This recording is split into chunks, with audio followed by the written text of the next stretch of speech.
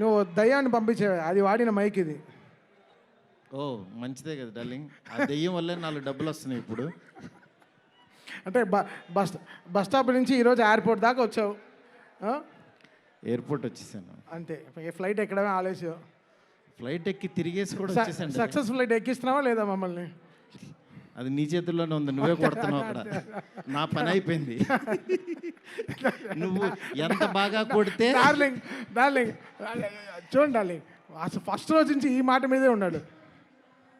సరే మాట్లాడు, చెప్పు డార్లింగ్. నీ వెనక్కే నేను. చాలా మాట్లాడాలనుంది, చాలా చెప్పాలనుంది, కాకపోతే అన్నీ చెప్పు డార్లింగ్. నేను వెయిట్ చేస్తా. నీకు చాలా కామెడీగా ఉంది డార్లింగ్. మన అంతే కదా darling. Anyway thank you so much. First of all రెబల్స్కి చాలా చాలా థ్యాంక్స్. ఎందుకంటే నేను తీసిన సినిమాని బిగినింగ్ నుంచి నన్ను ఎంకరేజ్ చేస్తూ ఇంత దూరం తీసుకొచ్చారు.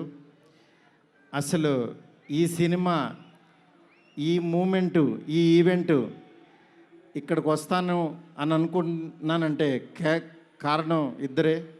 ఒకళ్ళు నా కింగ్ సైజ్ కట్అవుటు రెబల్ స్టార్, అట్లాగే ఈ సినిమాని మేమెంత ప్రేమించినా సరే వెనకడుగు వేయకుండా మమ్మల్ని నడిపించిన వ్యక్తి విశ్వ సార్. మీకు ఎప్పటికీ రుణపడి ఉంటాను సార్. ఎందుకనంటే ఆయన లైఫ్ పెట్టేశారు ఈ సినిమాకి. పీపుల్స్ మీడియా మొత్తం, పీపుల్స్ మీడియా స్టాఫ్ కానీ, పీపుల్స్ మీడియాలో పనిచేసే ప్రతి ఒక్కళ్ళు కానీ, మనం ఈరోజు ఏదో ఇది నేను చెప్తున్నాను, ఒక సాదా సీదా ఒక ఫంక్షన్ కాదు ఇది. దీని వెనకాల చాలా చాలా కష్టం ఉంది, అంత ఈజీ కాదు. మేము ఒక రెబల్ స్టార్ని తీసుకుని వచ్చి, ప్రభాస్ గారిని తీసుకుని వచ్చి భోజనం పెట్టి పంపించేసే అలాంటి సినిమా తీయలేదు ఇది. ఆయన్ని తెచ్చుకున్నప్పుడు అలాంటి ఆ రేంజ్ ఫుడ్డే పెట్టాలని ఫిక్స్ అయ్యాం. అందుకని మీకు నేను చెప్తున్నాను, థియేటర్కి వచ్చిన వాళ్ళకి మాత్రం 100% ఎంత ఎఫర్ట్ పెట్టామో మీకు కళ్ళకు కనపడుతుంది. నెక్స్ట్ అసలు ఈ జర్నీ ఇక్కడ కొంచెం మాట్లాడాలి. నన్ను మా ఫ్రెండ్స్ అందరం మాట్లాడమని చెప్తున్నారు. అంటే కథల్లోనూ, చరిత్రలోనూ, పుస్తకాల్లోనూ వింటూ ఉంటాం, ఆ దేవుడు అలా కిందకి దిగొచ్చాడు, కనకదుర్గమ్మ ఒక రిక్షావాడు కోసం కిందకు వచ్చింది, ఇట్లా వింటూ ఉంటాం, ఆ పుస్తకాల్లో చదువుతూ ఉంటాం. నా రియల్ లైఫ్లో ఆదిపురుష జరుగుతున్నప్పుడు బాంబే నుంచి కాల్ వచ్చింది. ఆయన రాముడు గెటప్లో ఉన్నప్పుడు ఈ మారుతి వెళ్ళాడు ఆయన దగ్గరికి. వెళ్ళిన తర్వాత అలా మా పరిచయం స్టార్ట్ అయింది. ఆయన ఆ రోజు బాగా నవ్వించానని అనుకున్నాను. కానీ ఆయన అంటే ఆయనకు అసలు అవసరం లేదు. ఎందుకంటే బాహుబలి హీరో. కాశ్మీర్ వెళ్ళినా, ఆఫ్రికా వెళ్ళినా, ఇంకెక్కడికో మసైబారా అని ఏదో మారుమూల గ్రామం సౌత్ ఆఫ్రికాలో ఎక్కడో వెళ్ళాం. వెళ్తే నేను ఫిల్మ్ డైరెక్టర్ని అన్నా. అవునా అన్నాడు, పైనుంచి కింద చూశాడు. నా హీరో ఎవరో తెలుసా అన్నా. అంటే ఎవరని అన్నాడు. ప్రభాస్ అన్న. ఓ బాహుబలి హీరోనా అన్నాడు. అంటే మసైబారాలో ఒక వేరే జాతి వాళ్ళకు కూడా తెలిసిపోయారు ఆయన. నిజంగా రాజమౌళి గారికి ప్రతి డైరెక్టరు చాలా చాలా చాలా రుణపడి ఉన్నాం. ఎందుకనంటే ఇవాళ పాన్ ఇండియా అని అందరూ కాల్ రేస్కి తిరుగుతున్నాం, కానీ ఒక వ్యక్తి లైఫ్ పెట్టేసి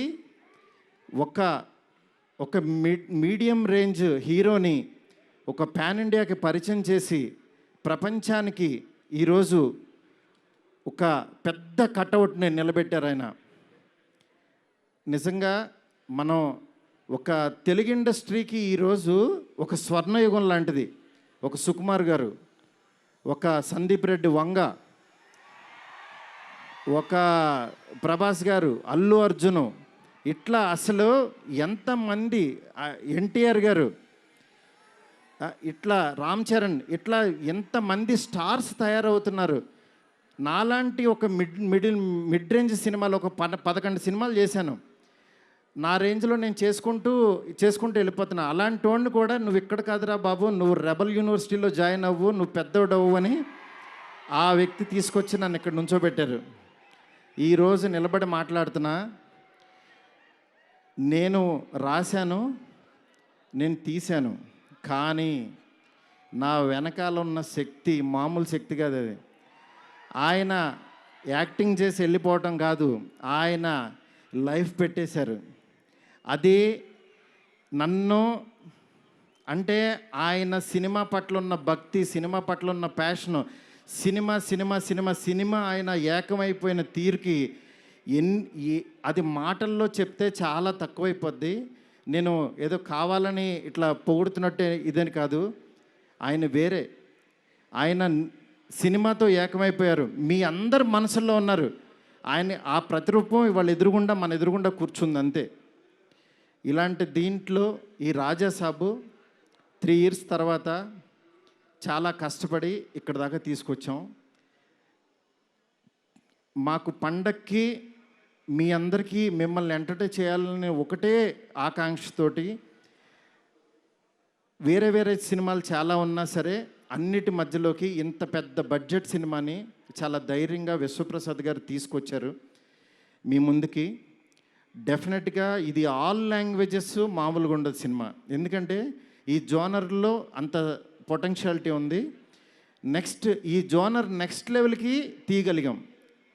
అలాగే నార్త్లో అనిల్ తడాని గారు రిలీజ్ చేస్తున్నారు, ఇక్కడ మైత్రి ఫిలిమ్స్ ద్వారా రిలీజ్ అవుతుంది. ఈ సినిమా నేను చెప్తున్నాను, ఏదో నేను తీసానని కాదు, నేను ఒక ఆడియన్ లాగానే చూస్తా. ఎప్పుడైనా సినిమా తీసానో నా పని అయిపోయిందని బయటకు చూస్తా. కానీ ఈ సినిమాని యాజ్ ఏ ఆడియన్గా రోజు నేను తీసిన సినిమా వేరు, తర్వాత ఆర్ఆర్ చేస్తున్నప్పుడు చూస్తున్నాను ఒక్కొక్క రీలు. నిజంగా నేను తీసిన సినిమాకి నాకే కన్నీళ్ళు వచ్చినాయి. ఆయన పెర్ఫార్మెన్స్ చూసి ఫస్ట్ రీల్లోనే నేనే కూర్చుని ఏడ్చా. ఆయనకి మనోడు అలెక్సా లైట్స్ ఆఫ్ అని అంటాడు, అన్న తర్వాత నేను ఏడుస్తున్న సంగతి ఎవరికి తెలీదు. నిజంగా అంత గొప్ప పెర్ఫార్మెన్స్ని ఈ సినిమా కోసం ప్రాణం పెట్టిన ప్రభాస్ గారికి ఎంతైనా రుణపడి ఉంటాను. డార్లింగ్, మాటల్లో చెప్పలేను డార్లింగ్, నాకు ఏడుపు వస్తుంది డార్లింగ్ మిమ్మల్ని చూస్తే.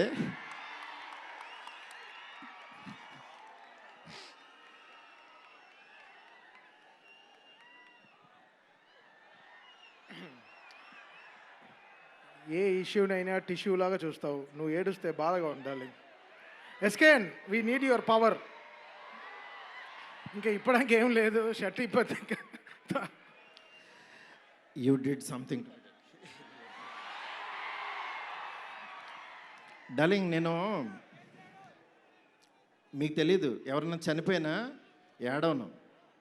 ఎందుకంటే వెళ్ళి కాసేపు చూసుకుని చావు కామన్ కదా అనుకుని వచ్చేస్తూ ఉంటా జనరల్గా.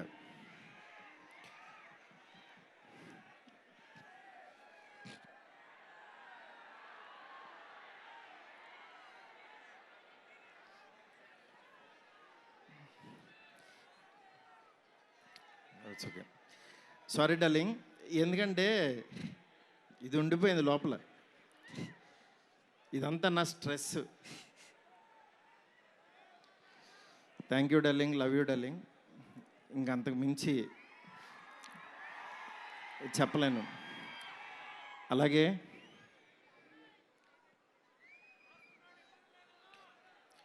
ఈ సినిమాకి మాలవిక, నిధి, రిధి ఒక్కళ్ళు కాదు, ప్రభాస్, సీనన్న, నెక్స్ట్ అట్లా ప్రతి ఒక్కళ్ళు చాలా ఎంత ఎఫర్ట్ పెట్టారు. Thank you so much. మీరు ఎదురుగుండా ఉంటే నా వల్ల కాదు.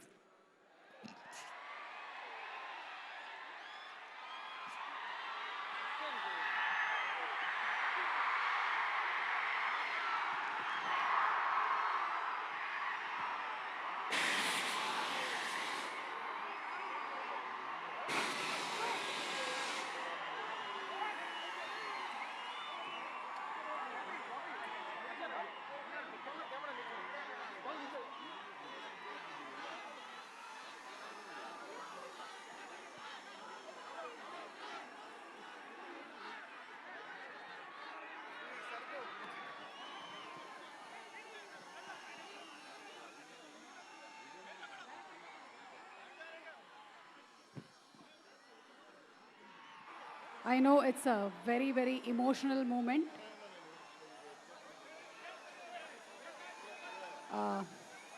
Maruti Garu, almost 3 years of journey, 3 years of friendship, 3 years of love. 3 సంవత్సరాలు కష్టం బయటకు వచ్చింది.